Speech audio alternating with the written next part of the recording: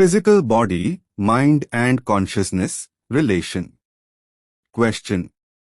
How come motive plays a crucial role in designing the mode of our life? How do we wake up from our deep sleep, naturally? What wakes us up? When does the soul descend into the physical body? Why love for physical body is considered a form of deep ignorance? Can physical body bind the soul? How come mind is responsible for the production of the physical body? Why touching the feet of a master is considered sacred? Why submitting to the demands and desires of the physical body is considered slavish? How does a truth-realized master impart spiritual experience to a disciple? Why people fear God?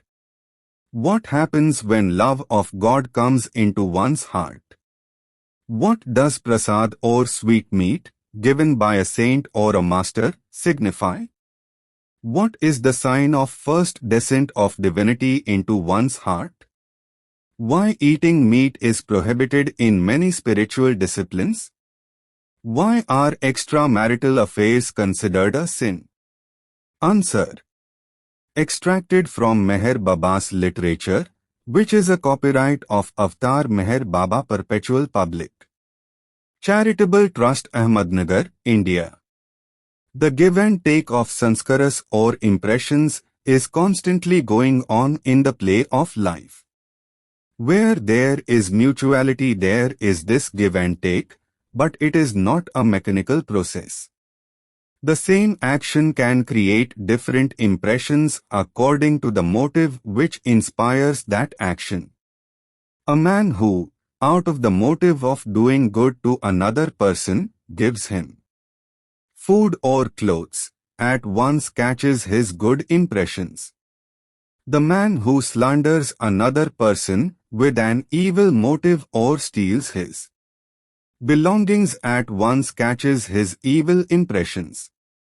Killing an animal for sport, pleasure or food means catching all its bad impressions, since the motive is selfish. But no such bad impressions are caught from snakes or germs and the like, which are a danger to humanity when they are killed out of philanthropic motives and only when absolutely necessary. Such killing, when it is not a duty, will certainly create binding impressions. Conversations, movies, books, radio, meetings, travels, crowds and so on are various mediums through which there is give and take of diverse types of impressions on a stupendous scale. In short, the cycle of impressions is interminable except when the aspirant slowly and patiently takes to the emancipatory, uphill spiritual path under the guidance of a truth-realized master, with his blessings. The impressions in the ego minds of all, whether gross, subtle, mental, are largely similar. But their colors are different and of innumerable variety, according to the spiritual position of different individuals. Consciousness gets committed to some illusion or other owing to these mental impressions which are ever active in spite of the daily respite of dream and sleep. The gross consciousness of the physical body gets dissolved in the dream state of the subtle body, and the dream state in its turn gets dissolved in the sleep state of the mental body. But this daily dissolution of illusion is temporary. After some time the impressions again begin to prick and clamor as spend us. Spend us. Thus latent consciousness is again brought back to its gross illusion. If the whole world were to go to sleep, it would be the great dissolution of the entire world. All the individuals would recede into their mental bodies and be absorbed in utter oblivion for some time until they re-enter the panorama of the threefold world in a new cycle of existence. the impressions of the unrealized individuals remain exactly the same, even during this universal dissolution, which takes place by the divine will. In the new cycle, they take up their evolution where they had left it. Universal dissolution is not without some purpose. The usual theories of evolution, advanced by scientists, are based only upon intellectual data. They never do justice to God's hand in the game. When the world is put to sleep with all its current ideas, theories, beliefs, ideals and modes of individual and collective life, it is easier for the world to change its direction of search and fulfillment in the next cycle of creation. It has to start where it left off, but it can reorient itself in a new direction from the place where things had previously stopped. This means that, in the new cycle of existence, ideas, theories, beliefs and ideals and modes of individual and collective life begin to develop entirely on new lines, according to what has been planned by the truth-realized masters. The old modes disappear, yielding place to new ones. The masters plan not only for humanity in general, but also for the new circle to be for which the seeds are sown hundreds of years before the time when they actually manifest themselves. The physical body is nothing but the gross form of impressions. The mental impression in the mind of the male parent first takes a subtle form, which then is released in the gross form of mating. The mass of sanskaras or impressions thus released ultimately reach the mind of the female parent, and it is from the mind of the female parent that the process of physical incarnation starts. The soul, which is awaiting reincarnation in the gross body, can descend only if during the process of sanskaric or impressional exchange between male and the female, their minds have come as near to stopping as possible. The physical body is produced by the working of many impressions and is the result of their very embodiment. It is therefore no wonder that it has a tendency to bind the soul which inhabits it. Love for the physical body is only a form of deep ignorance. Swine take delight in refuse, and so do the ignorant ones take delight in the body. From the spiritual point of view, there is nothing more pitiable than slavish submission to the desires and demands of the physical body. Because of its incessant claims on the attention of the mind, the physical body often becomes a hindrance to real life. It is like a cage to the soul. But the soul cannot find its real freedom by putting an end to the physical body. The physical body itself has to be intelligently used and made to subserve spiritual ends.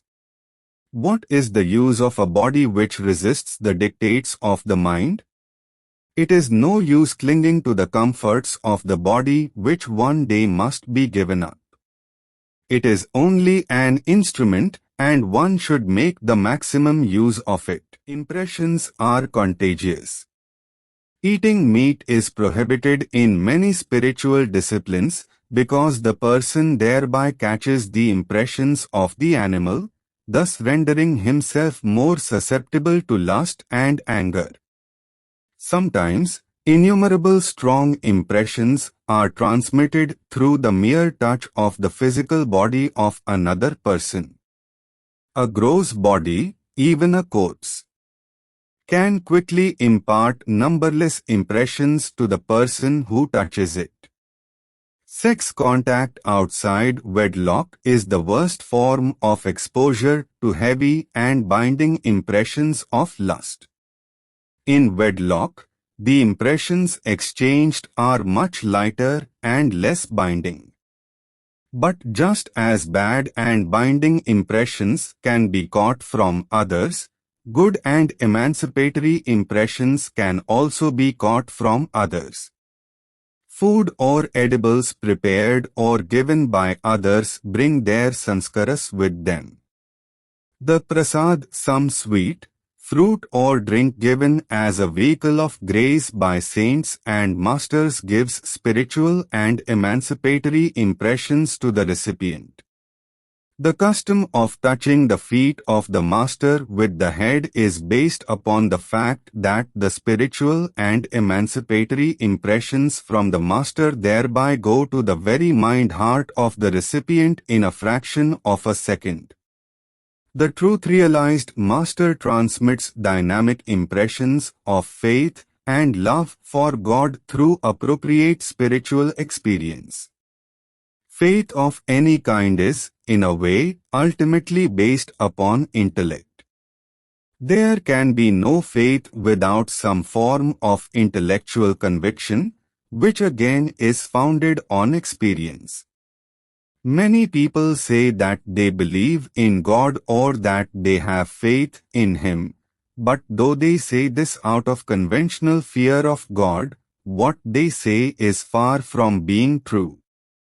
If they really believed in God, their actions would be different from what they are. They fear God as something unknown, a power which they have been taught to respect and obey through tradition and mythology. They fear Him as one who is supposed to give due rewards to the virtuous and punishments to the wicked. But neither their fear nor their beliefs are deep-rooted or sincere. If their belief in God were sincere, they would earnestly start to find out what God is. They would want to have God and realize Him, and all their actions would be entirely different.